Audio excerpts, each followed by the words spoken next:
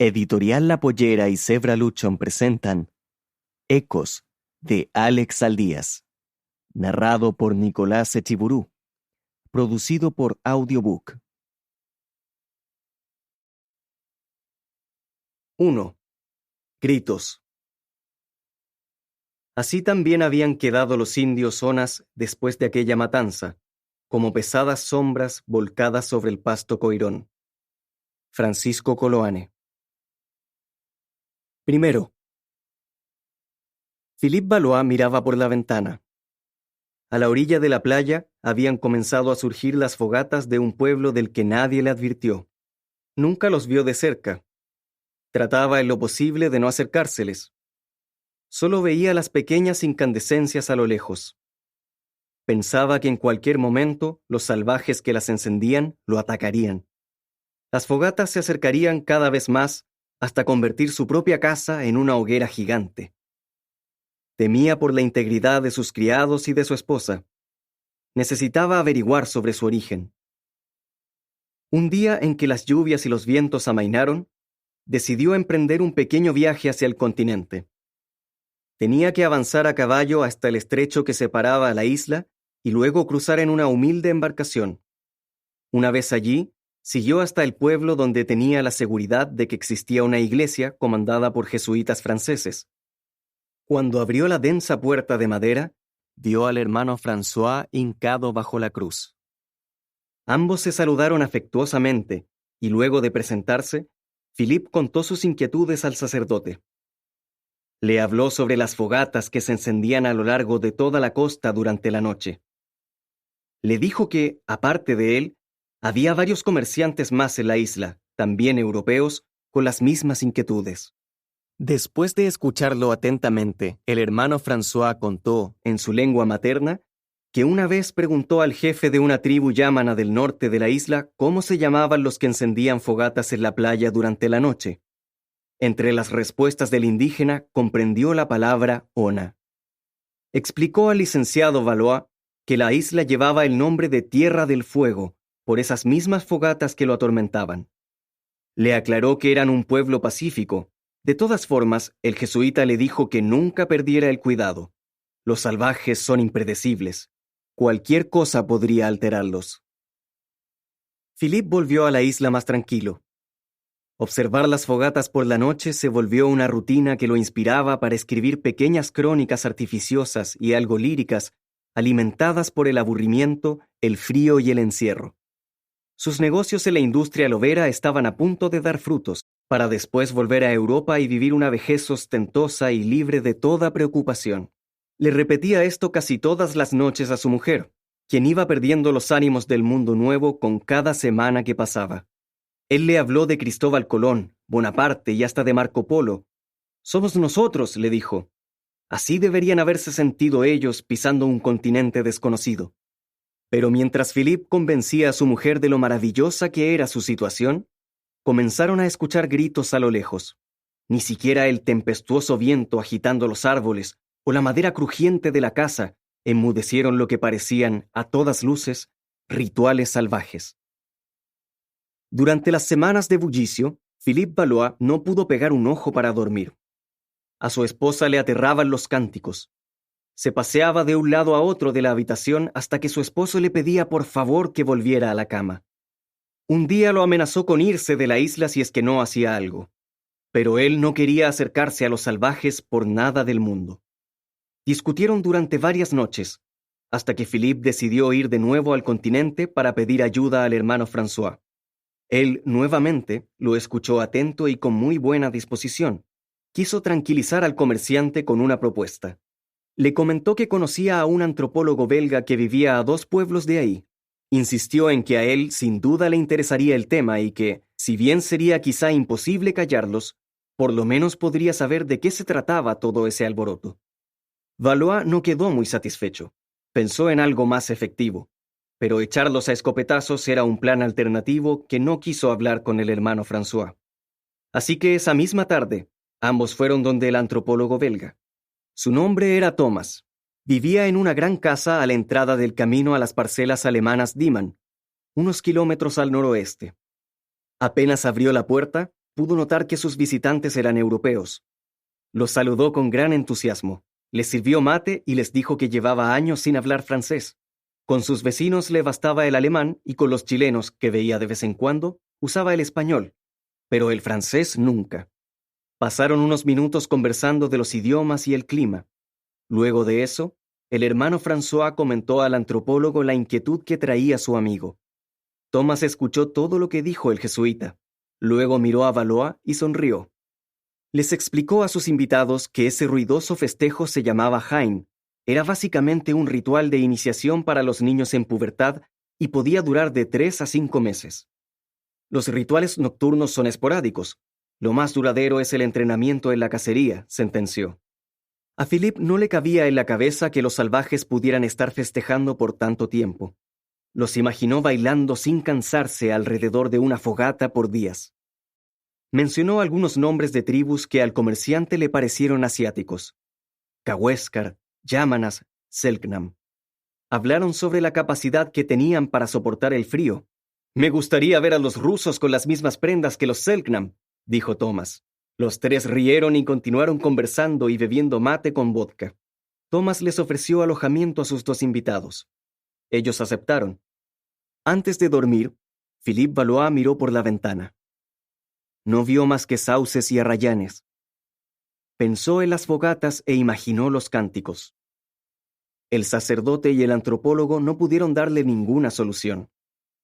Se acostó esperando escuchar inconscientemente los aullidos arcanos en la lejanía, pero solo se oía el incesante golpeteo de las ramas chocando contra la ventana.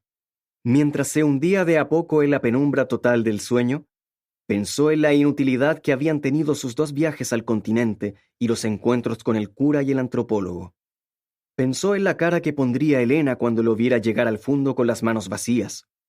El sueño que lo iba poseyendo de a poco no pudo contrarrestar la frustración por no ser capaz de solucionar un problema que otros latifundistas hubieran resuelto de inmediato. Finalmente se quedó dormido imaginando que los golpes en la ventana eran escopetazos al cielo, y el sonido de las hojas movidas por el viento, una multitud de indios corriendo aterrados por la playa. Después de un agradable desayuno a base de queso de cabra y café, quisieron despedirse, pero el antropólogo dijo que lo esperaran, porque prepararía sus cosas e iría a la isla con Philippe. Quería aprovechar la oportunidad para investigar a los indígenas. El sacerdote pidió permiso al comerciante para acompañarlos en su expedición. Hasta ese momento, Philippe no había pensado en una expedición, pero Thomas logró entusiasmarlo de camino a la finca. Habló de la riqueza cultural y antropológica de aquellos pueblos, y de lo mucho que podría servir conocerlos, entenderlos y respetarlos en vez de atacarlos. Quizá en el futuro podrían explotar una gran fuente de conocimiento indígena desde su finca y los alrededores. «Podemos hacer algo grande con esto sin caer en la violencia, señor Philippe», exclamó Thomas con un breve fulgor en los ojos. A pesar de lo que había pensado la noche anterior, Philippe les dio una oportunidad. En el fondo, quería hacer todo lo posible para no desencadenar la barbarie dentro de la isla. Algo le decía que nunca podría vivir con ello. Los tres hombres llegaron a la finca de Philippe. Elena los estaba esperando en el umbral de la puerta de la casona. Philippe presentó a los invitados y su esposa los saludó muy cordialmente. Luego miró a su marido con un gesto reprobatorio y lo invitó secamente a la habitación. Apenas se hubo cerrado la puerta tras él, ella exclamó con los labios muy fruncidos: «Philippe, no pude dormir en toda la noche». Luego agregó que la madrugada anterior los indios habían estado más ruidosos que antes, que era necesario tomar cartas en el asunto de inmediato si es que no quería que ella se devolviera sola en barco a París. Él supuso que era un reproche por su ausencia. Sus celos le causaban ternura. La tomó en sus piernas y le prometió que sería cuestión de semanas. Había traído a un antropólogo y un jesuita para salir en una expedición y corretear a los indios de alguna manera. «Por el pensamiento o la violencia», dice el escudo de Chile, ¿no?, argumentó Philippe. «Creo que es por la razón o la violencia, algo así». «Bueno, si François y Thomas no pueden hacer nada, los salvajes se las verán conmigo». «Así debió haber sido desde el principio, Philippe». «Pero mujer, por Dios». Thomas lideró la expedición. Los 3 europeos iban seguidos por una cuadrilla de criados chilenos que trabajaban en la finca de Philippe. Thomas y François estaban extasiados. Conversaban tranquilos, pero Philippe se mantenía en silencio. Temblaba por una mezcla de frío y nervios. Caminaba por la playa moviendo la arena con sus zapatos italianos mientras apretaba con la mano derecha un reloj de bolsillo. Pensó que los indígenas podrían entusiasmarse con él y robárselo. Se quitó las gafas siguiendo la misma lógica, pero se le cayeron al momento de guardarlas en su estuche. Al recogerlas, escuchó conversaciones a su lado, como si la brisa que corría a la altura del mar se las hubiera traído. Eran 3 hombres sentados alrededor de una fogata.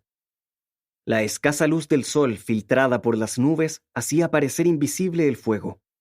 Solo se veían las turbulencias del calor distorsionando el aire y a los 3 jóvenes indígenas agachados a su alrededor. Frotaban sus brazos y su pecho con tinta blanca y roja. A Philippe le pareció que se estaban preparando para una batalla. Sintió miedo. Tocó el hombro de Thomas y le indicó su descubrimiento. Thomas, sonriendo, dio indicaciones a todos y dijo que lo dejaran hablar a él. Comenzaron a acercarse. Cuando ya estaban a unos 10 metros de distancia, el más alto de los hombres se incorporó y se adelantó hacia los inmigrantes. Thomas se mostró muy humilde y trató de comunicarse a través de gestos y palabras extrañas. Él podía hacerse entender en el lenguaje de los yámanas y los cahuéscar, pero al parecer los zonas hablaban de una manera distinta. Sin embargo, después de una pequeña conversación en base a sonidos parecidos al viento y las olas, Thomas se dirigió hacia François, Philippe y los demás para decirles que el joven Selknam llamado Taïjin los había invitado a que conocieran al resto del clan. Los llevó por una senda llena de arena, conchas y hierba. El paisaje de la playa iba siendo invadido por el bosque o viceversa. Mientras más seguían la senda de su anfitrión, más arbustos y árboles aparecían. Por una de las casuchas se asomaron pequeños rostros pintados con líneas y puntillos que cuchicheaban y reían. Eran las mujeres del clan. Thomas les advirtió a todos que no miraran demasiado a las mujeres, aunque ellas los examinaran de pies a cabeza. Los chilenos se veían los zapatos y de vez en cuando devolvían las miradas a las muchachas. Ellas se reían y Philippe reprendía a sus criados, quienes enseguida volvían a bajar la cabeza. Taïjin volvió después de 5 minutos. Esta vez lo acompañaba su padre, Kenyu, un hombre más grande que él y más grande que todos los de la expedición. Su semblante no expresaba tanta amabilidad como el de Taïjin. Llevaba cuero de guanaco atado a las piernas y la espalda. El torso y los brazos los tenía desnudos y lampiños. Ya había lidiado otras veces con extranjeros. Al primero que miró fue a François. Reconoció que era un jesuita. Hace un par de semanas, un grupo de jesuitas había ido a la isla y se habían llevado a 3 jóvenes del clan vecino. No se los habían llevado a la fuerza. Les habían hablado y con eso los embrujaron, explicó Kenyu a Thomas. Él le dijo que no planeaba llevarse a nadie, sino que quería conocer el origen de los cánticos. Le bastó decir una vez la palabra Jain para que Kenyu entendiera todo lo que el antropólogo quería. Al final, el jefe de la tribu invitó a Thomas para que se quedara a ver los ritos que tendrían lugar durante la noche. Él estaba encantado. Le pidió un momento a Kenyu para explicárselo al resto del grupo. Philippe estaba sorprendido de la habilidad que tenía Thomas para socializar con los indígenas. Pensó que la decisión de Thomas era peligrosa. Sin que nadie lo haya invitado, dijo que él no participaría. Se despidió de sus invitados continentales y se devolvió junto a sus criados. Todavía apretaba firmemente el reloj. François quiso quedarse con Thomas, quien no creyó que hubiera problema, pero debía tener cuidado porque al parecer los religiosos no eran muy bienvenidos en ese clan, según lo que había percibido Philippe. De vuelta a la finca, Philippe preguntó a los chilenos si los había tranquilizado la expedición. Ellos respondieron que sí, pero José, el más joven de los criados, agregó que de todas formas harían ruido en las noches. «Por lo menos ya sabemos que es solo ruido, amigo mío», respondió Philippe. «No crea nada usted, don Philippe. Mire que ayer mismito nosotros contamos 22 ovejas nomás. Parece que estos indios se robaron 3. ¿Están seguros?» «Cruz para el cielo, jefe», concluyó José, besándose el índice y el pulgar de... Philip llegó a su casa. Estaba algo preocupado por lo que diría Helena. Ella leía el libro que le había enviado su hermano la semana pasada.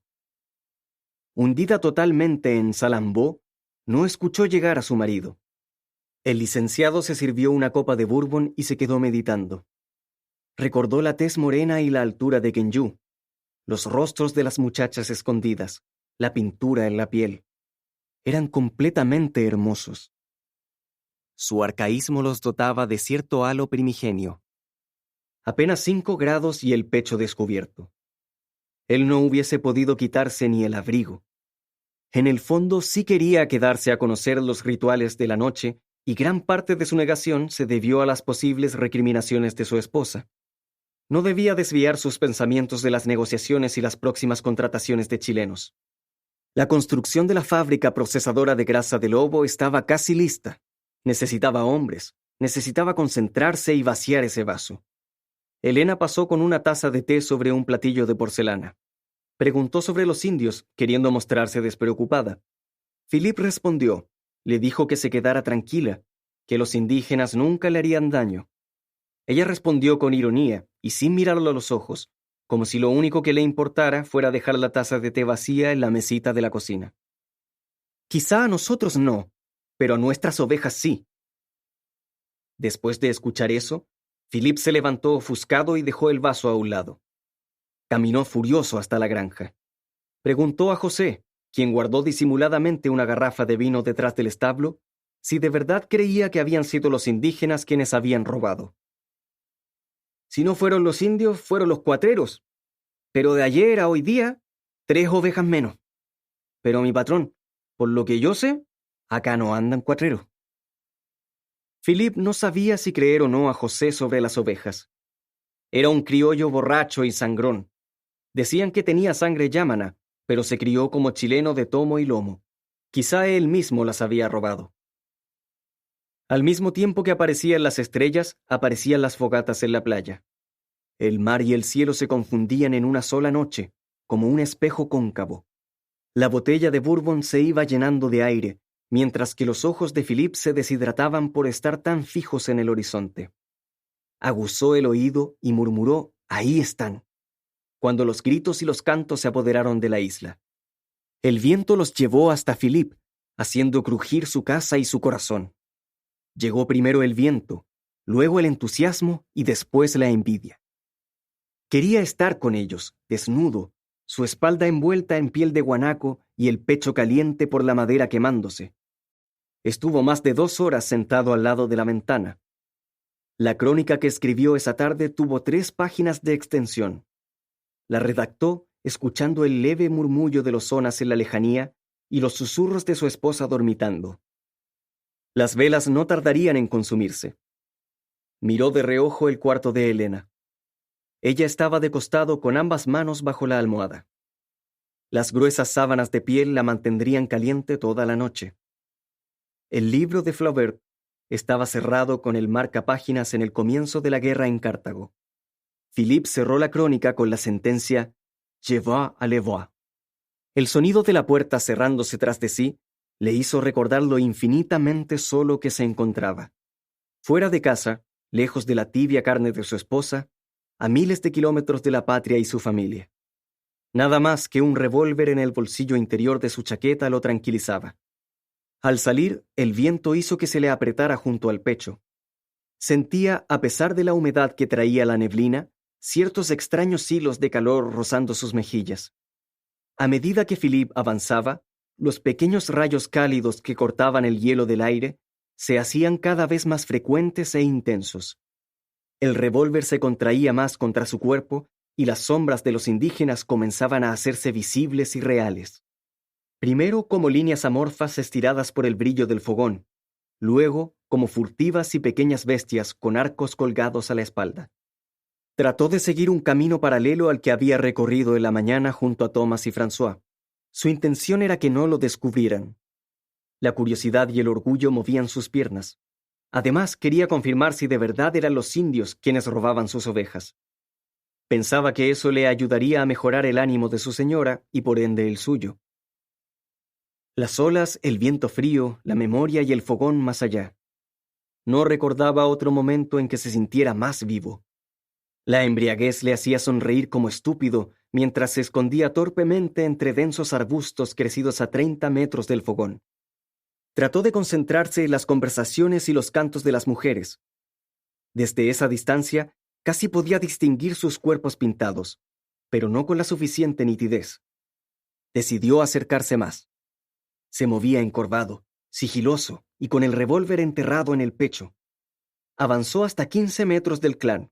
Pudo reconocer al gran Kenyu y a su hijo Taijin. Estaban sentados en un círculo.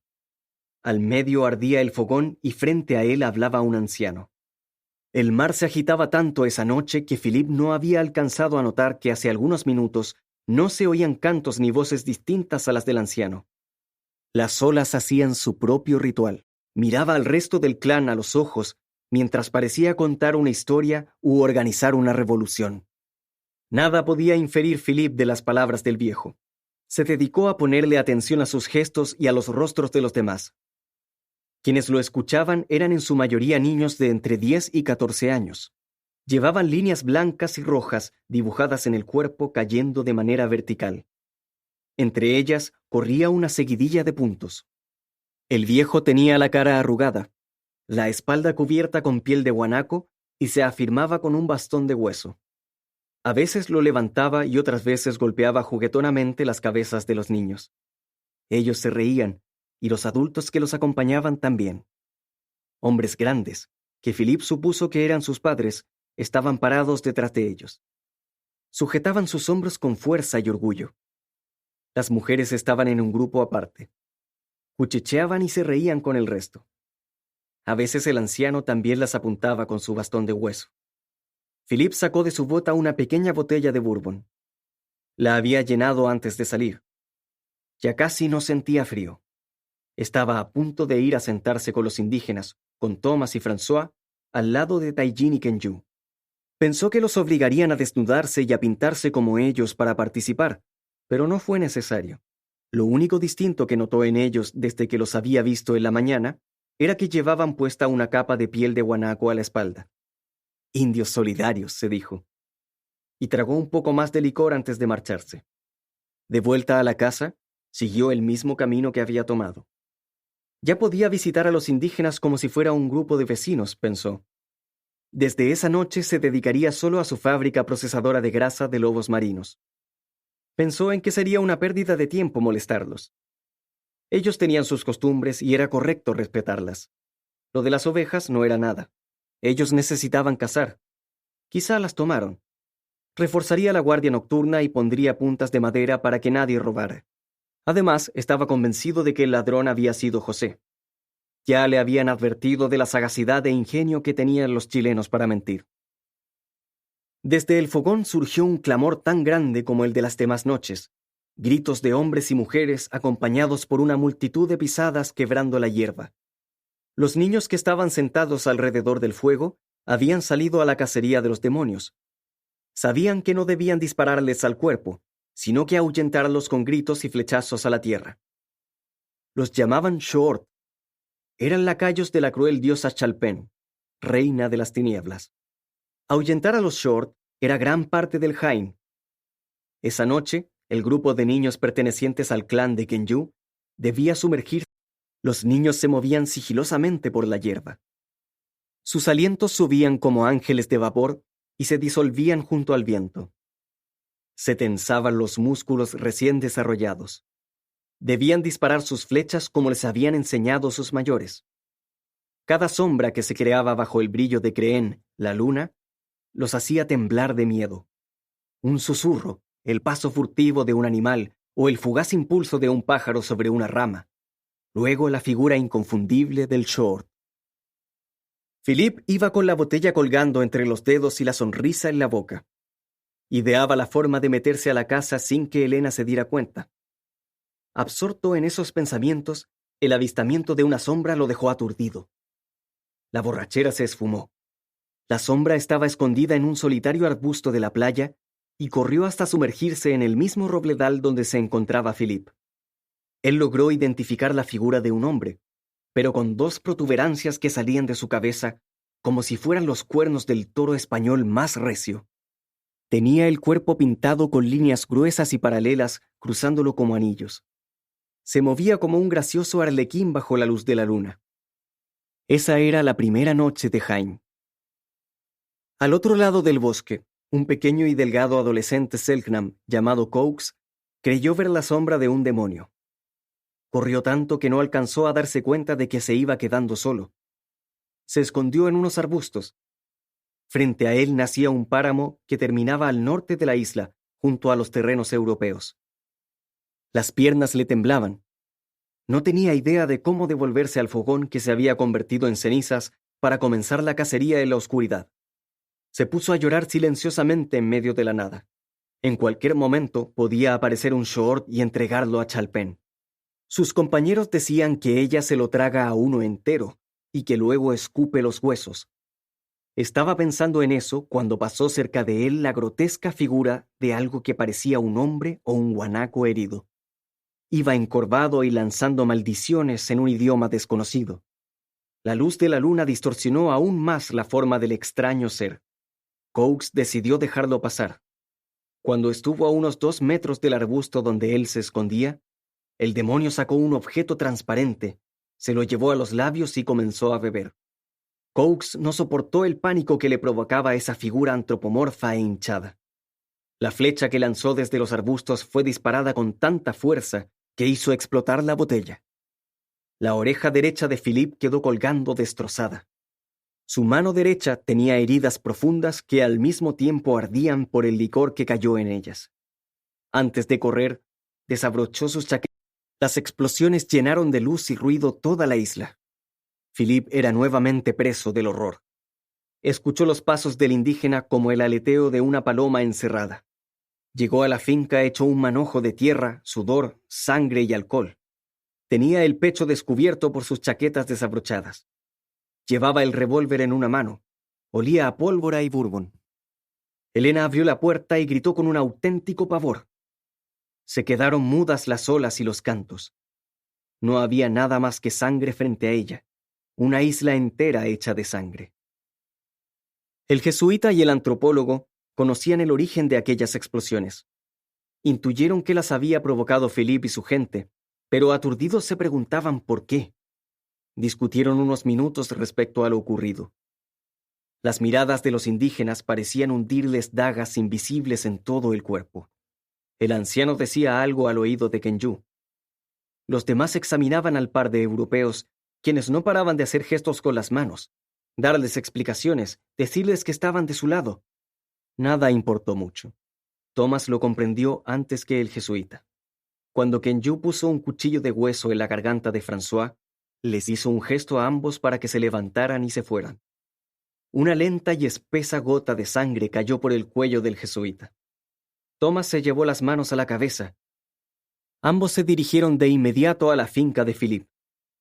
Durante el camino, François lloró y rezó mientras se tocaba el cuello.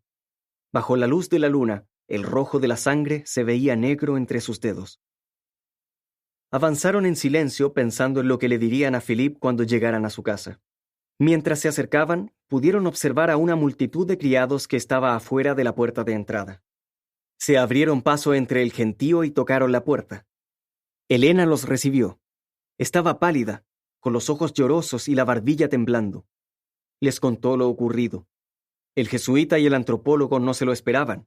Elena los llevó donde Philippe. Estaba en la habitación del fondo, sentado sobre una silla y recibiendo curaciones por parte de una criada. Cuando los dos hombres se asomaron por la puerta, los ojos de Philippe se encendieron. Apartó a la criada y se levantó de la silla para mostrar sus heridas a los visitantes, mientras los recriminaba por tratar de acercarse a esos indios, que en ese momento trató de bestias y trogloditas. «Son personas como tú y tu mujer». «Son indios, Thomas. Son animales». «Por Dios, Philippe, los indígenas estaban enseñando cacería a sus hijos. ¿Qué hacías tú escondido entre los árboles?» «No estaba escondido entre los árboles. Estaba fuera de mi casa, lejos de esas bestias. Me sentí algo mareado y salí a tomar aire. No puedo salir». «No, Thomas. No, François. ¿Son ellos o soy yo?» Mañana mandaré a exterminar a esas lacras. No puedo arriesgar mi negocio a los caprichos de los zonas. ¿Fuiste a buscarnos? ¡Que no estaba cerca de ellos, hijo de puta! ¡Puta tu madre, comerciante de mierda! Vimos de dónde salieron los destellos. Estabas escondido en el robledal. Cálmense, par de bestias. Que el Señor te perdone, Philip, si asesinaste a uno de esos niños. Disparé al aire para tu información. No maté a nadie, pero si ese indio cobarde me hubiese pillado de frente y con luz, no dudaría en matarlo 1 y 1000 veces. En matar a toda su especie de mierda. Niños y viejos. Ahora váyanse de mi casa si no quieren llenarse de plomo aquí mismo. Que Dios te bendiga, Philip. Que Dios bendiga mi revólver, François. Que Dios bendiga mi revólver y mi escopeta. Thomas cerró la puerta y escupió la entrada de la casa de Philip. Es una maldición huilliche, le comentó a François. Ambos caminaron hacia la costa. Cuando ya amanecía, le pagaron a un pescador para que los cruzara hasta el continente. François rezaba por la vida de los zonas y Thomas observaba cómo lentamente se alejaba de la isla. Philip dejó de mirar la ventana por las noches. Las fogatas perdieron todo su misticismo. Comenzó a emplear el lema que utilizaban los buscadores de oro de la zona: civilización o muerte. El silencio se apoderó de sus pensamientos. El disparo lo hizo concentrarse, borrar todo el embeleso adquirido por la belleza de los zonas. Recordaba con terror al demonio que llevaba puestos los cachos planos. Mientras Helena curaba sus heridas, él se abstraía en recuerdos confusos donde la noche, el dolor y la luz de las explosiones se combinaban. Para Philip, desde ese momento, el único método para combatir el pavor fue el odio. Odio infinito por destruir lo que en su mente había construido. El respeto y la satisfacción de encontrarse rodeado de salvajes amigables como Taijin y Kenyu. Se preguntó por la flecha. De pronto sintió ganas de buscarla. Tantear su sangre seca con los dedos para comprobar que, por un momento, fue parte de algo eterno. Ahora cada rincón de la isla estaba chorreando esa sangre que emanó desde su oreja. Los cantos atraían lluvias de sangre. Las ballenas estaban envenenadas. Los bailes eran ofrendas al dios de la muerte. El fuego era la bola de cristal donde él, Philippe Valois, adivinaba el futuro de la isla a través de su rencor. Fuego, dolor y olvido. Días después, su finca se llenó de loberos, balleneros y mineros auríferos. Rumanos, belgas, franceses, ingleses, italianos, argentinos y chilenos aristócratas. En las reuniones, todos ideaban nuevas formas para deshacerse de los indios. Julius Popper era siempre el invitado de honor. Su fama recorría la isla por ser el más exitoso explotador aurífero de la zona y uno de los más grandes cazadores de indígenas. En una ocasión, contó la historia de cómo había acabado con un clan completo de onas en menos de 1 hora. En total fueron 28. Junto a sus hombres sacaron algunas fotografías para regalárselas después al presidente de Argentina. Primero se acercaron silenciosamente a una de las carpas donde se reunían los indios. Era muy temprano en la mañana. Todos dormían cuando botaron la carpa a patadas y balazos.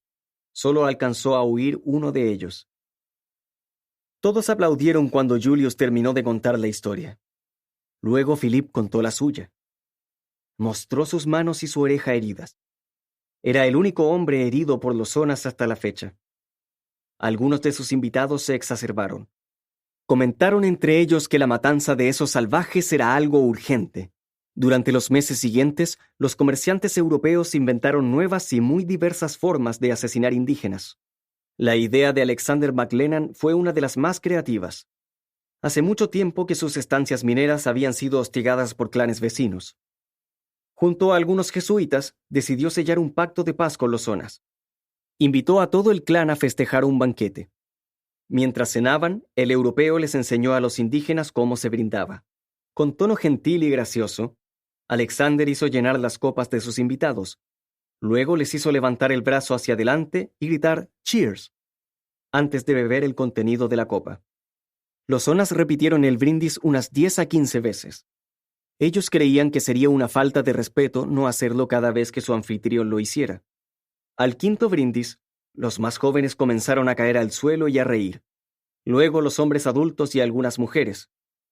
De un momento a otro, los Selknam del clan del Este estuvieron completamente vencidos por el vino. Alexander hizo un gesto con la mano a uno de sus criados. Después salió sigilosamente de la carpa de tela roja que había armado para el banquete y dio las órdenes correspondientes para que prendieran fuego a sus invitados. Aproximadamente 100 indígenas murieron carbonizados esa noche. Algunas copas de vino quedaron entre los dedos negros de quienes las sostenían.